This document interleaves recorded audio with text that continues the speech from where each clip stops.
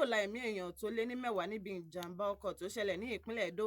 Èèyàn tó lé ní 10 tó fara kááṣá ìjàmbá ọkọ̀ burúkú kan tó ṣẹlẹ̀ ní òpópónà Benin sí Auchi ni wọ́n ti dóòlà ẹ̀mí wọn lábẹ́ ìdásí gómìnà ìpínlẹ̀ Edo yẹn Monday Okpebholo. Àwọn ọkọ̀ Okpebholo ó kó èèyàn tó lé ní 10 kúrò ní òpópónà Edo níbi tí ìṣẹ̀lẹ̀ náà ti ṣẹ̀.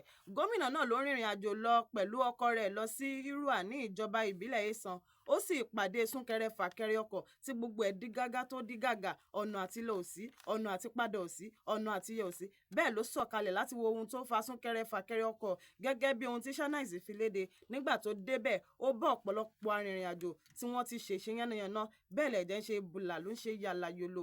Ọ̀rọ̀ yìí wọ Okpebholo lára, ó sì pàṣẹ kí àwọn òṣìṣẹ́ rẹ̀ kó yọ̀ǹda ọkọ̀ rẹ̀ méjì láti fi gbé àwọn tó farapa níbi ìṣẹ̀lẹ̀ náà lọ sí ìwòsàn tó wà nítòsí. Ẹ nawọ́ gọ́ ìwé ìròyìn Punch, níbẹ̀ lẹ́ ó ti rí pẹ̀lú àkórí Okpebholo dẹ̀mí ò là, ó dóòlà ẹ̀mí ènìyàn tó lé ní 10 níbi ìjàmbá ọkọ̀ tó ṣẹlẹ̀ ní ìpínlẹ̀ Edo.